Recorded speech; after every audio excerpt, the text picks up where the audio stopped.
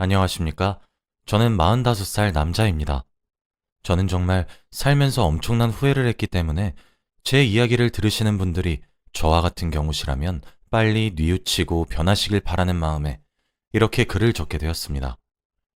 저는 저보다 2살 어린 아내와 슬아의 딸과 아들을 하나씩 두고 있어요. 사실 저는 흔히 남들에게 손가락질을 받는 폭력적인 남편이자 빠였어요. 제 손찌검은 아들, 딸 할 것 없이 공평하게 행해졌고 어쩔 때는 아내에게도 휘두르곤 했습니다. 사실 저는 아내의 입에서 이혼이란 단어가 나오기 전까지 아이들의 입에서 아빠와 함께 살고 싶지 않다는 말을 듣기 전까지는 제게 문제가 있다는 사실을 멍청하게도 전혀 알지 못했습니다. 사실 저는 이번에 후회를 느끼고 성향을 고치는 과정에서 제가 결핍이 많은 사람이란 사실을 알게 되었거든요. 제 어린 시절은 남들보다 더욱 불행했습니다. 저희 아버지는 알코올에 대한 의존도가 심하셨고 알코올 중독자셨죠.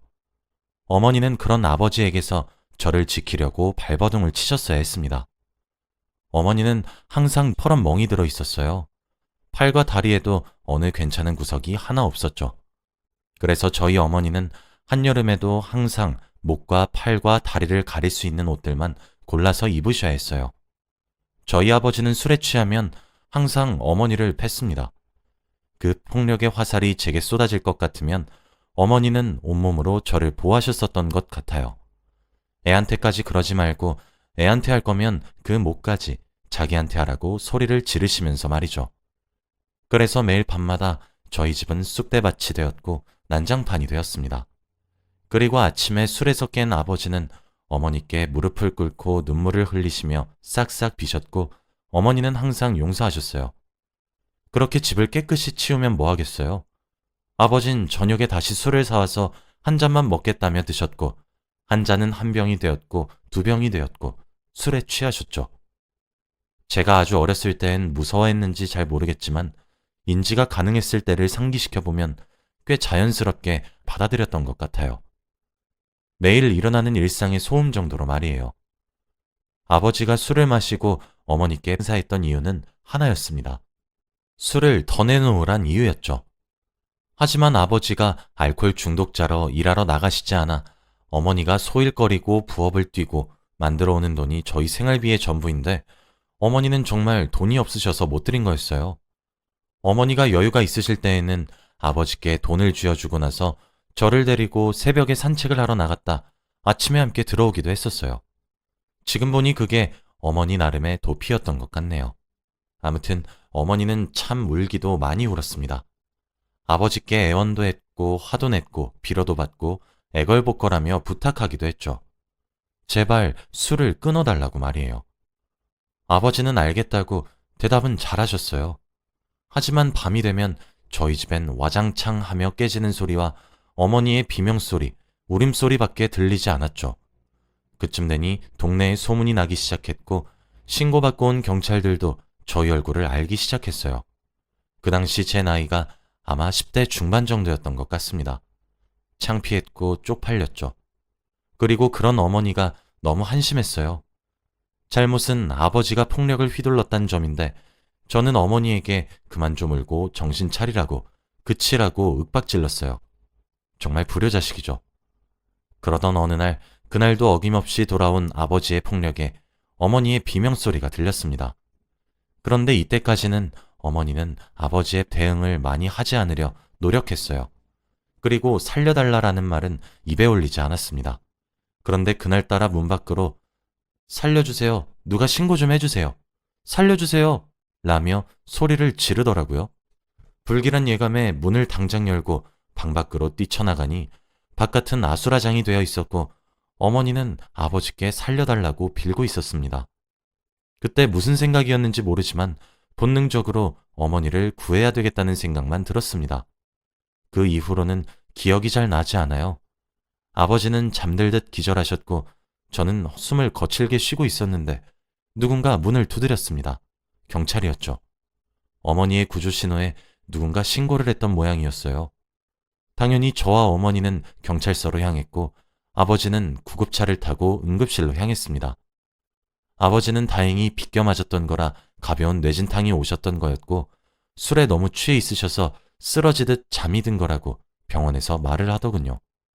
어머니는 누가 봐도 피해자인 몰골인데다 저는 그런 어머니를 구하려던 미성년자였고 다행히 처벌은 받지 않게 되었습니다. 일이 해결되고 아버지는 병원에 좀 더 계셔야 했기에 집에 저와 어머니 단 둘만 남았어요. 저는 어머니한테 도망가라고 했습니다. 이렇게 살지 말고 가버리라고 말이죠. 어머니는 아들인 제 말이 충격이셨나 봐요. 그리고 이번에 일어난 아버지의 폭행도 충격이셨던 것 같습니다.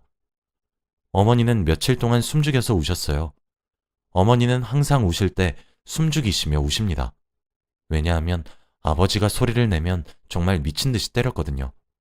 아버지가 집에 없는데도 숨죽이며 우는 어머니를 보니 가슴 한가운데가 꽉 막힌 것만 같았죠.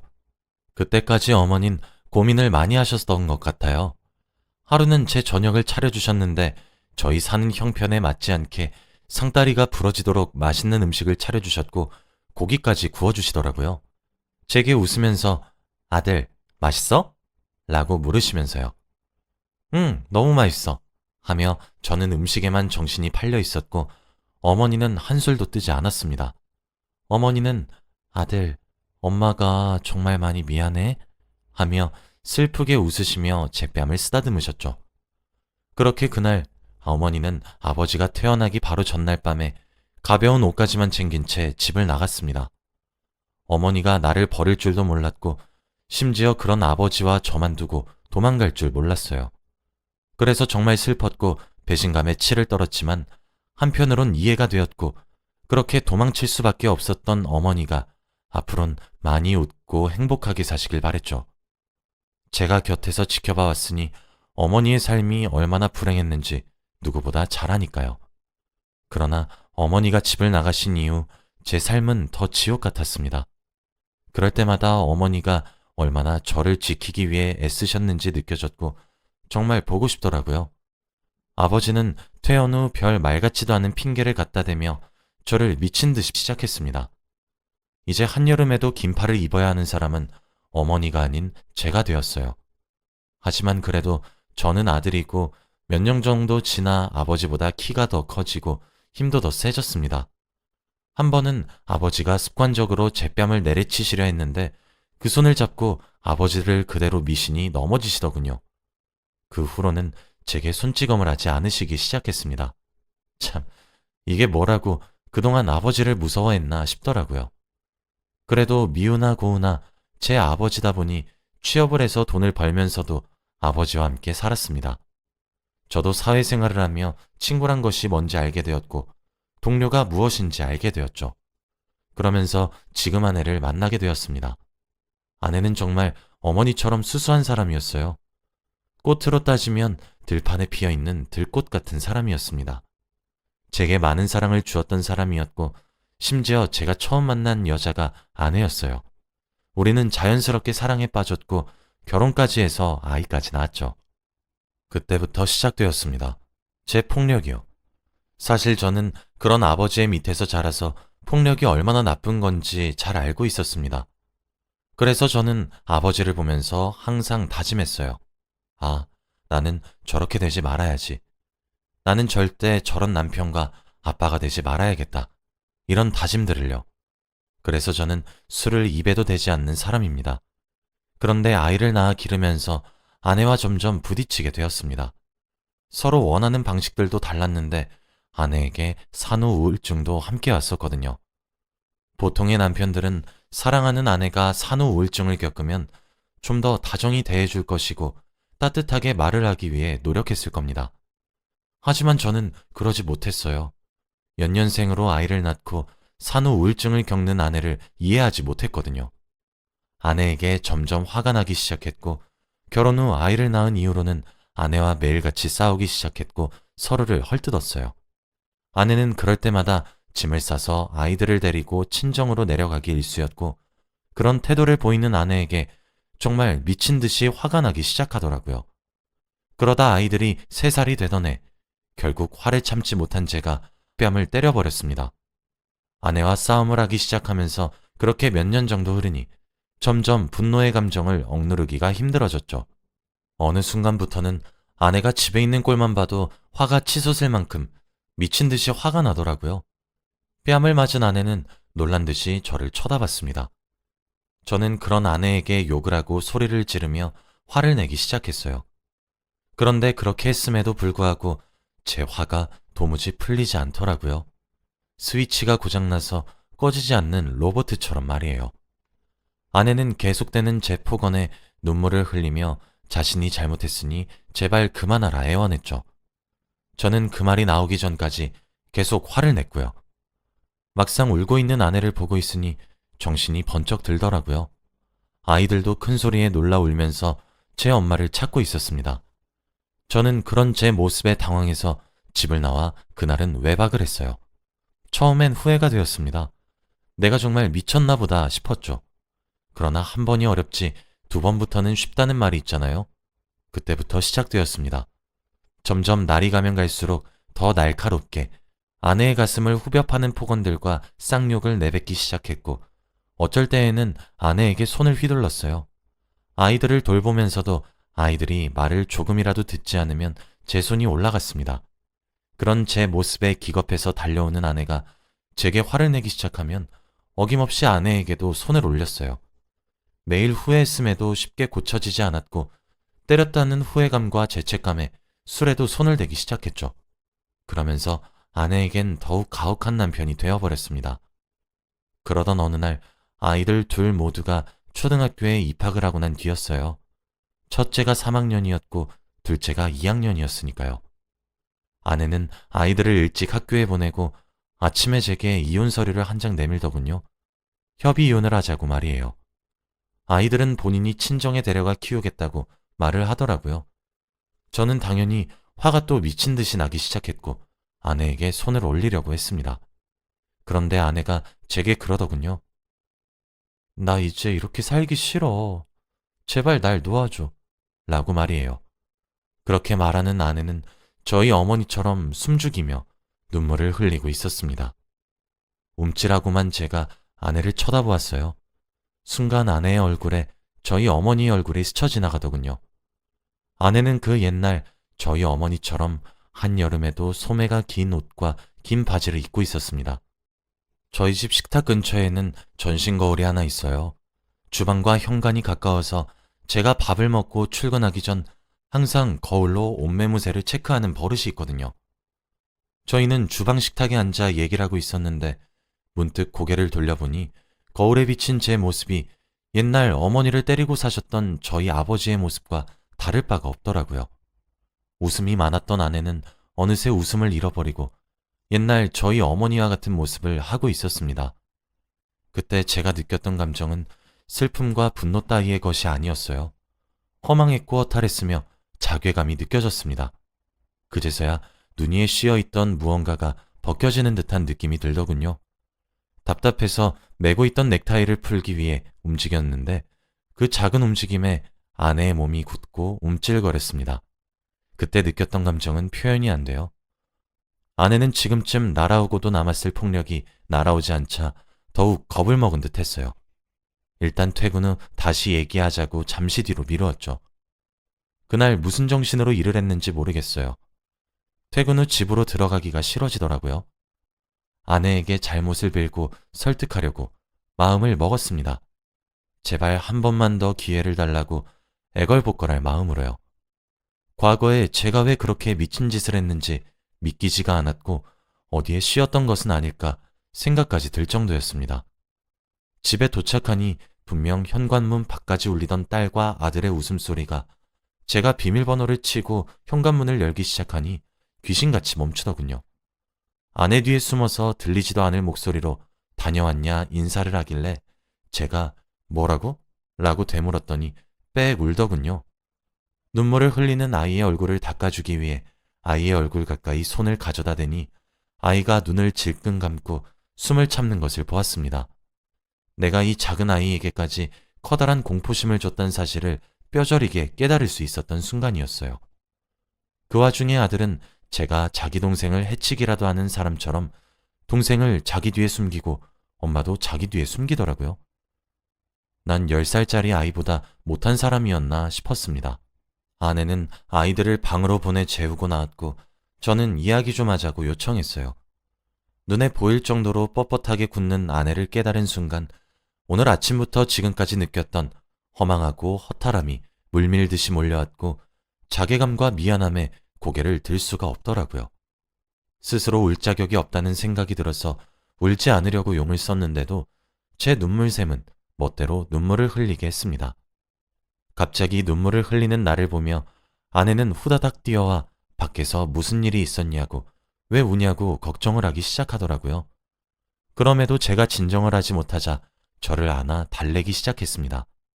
참, 이 나이 먹고 아이처럼 엉엉 울게 될 줄 몰랐는데 저희의 목소리가 컸는지 재운 지 얼마 되지 않은 아이들도 방문을 열고 고개를 빼꼼 내밀더군요. 그리고 우는 제게 다가와 아들은 자기가 아껴놨던 간식을, 딸은 자기가 가장 좋아하는 장난감을 건네주며 위로를 해주더군요. 저는 아내에게 말했어요. 내가 다 고치겠다고. 내가 오늘 알았다고. 그동안 내가 무슨 미친 짓을 했는지 오늘 깨달았는데 한 번만 더 기회를 주면 안 되겠냐고. 고칠 수 있다고 마지막이라고 생각하고 한 번만 더 기회를 달라고 빌었습니다. 가족을 잃는다는 생각을 하니 미칠 것만 같더라고요. 저는 부부 상담도 같이 받으러 가자고, 내가 더 노력하겠다고, 근데 방법을 모르겠다고, 아이처럼 엉엉 울고 있으니 딸도 울고 아들도 울고 아내도 울었습니다. 오밤중에 내 가족이서 엉엉 울었어요. 아이들은 울다 지쳐 잠들었고 아내는 그런 아이들을 물끄러미 바라보다 말하더군요. 마지막으로 믿어볼게. 라고요. 그게 작년에 있었던 일입니다. 그 후 저와 아내는 부부 상담센터를 찾았어요. 저는 심리 상담까지 병행했습니다. 상담하시는 선생님들이 말씀하시길 저는 결핍이 많은 사람이라고 하더라고요. 부모의 사랑이 어긋났기에 제가 그걸 보고 배웠다고 말씀하셨죠. 심지어 제가 만난 첫 여자가 아내였기에 결핍이 많은 저는 계속 불안에 시달렸던 것이었고 그 불안과 스트레스를 부적절한 방법으로 표출한 것 같다고 하더군요. 그리고 아내의 행동을 통제하려고 하는 성향이 조금 있다고 하셨습니다. 이런 부분은 환경적 요인을 무시할 수 없는데 제가 잘못되었다는 사실을 지금 인지하고 직시하려고 노력하기 때문에 고칠 수 있다 응원하시면서요. 아내는 제 어린 시절 이야기를 전혀 알지 못하고 있어서 깜짝 놀란 것 같았죠.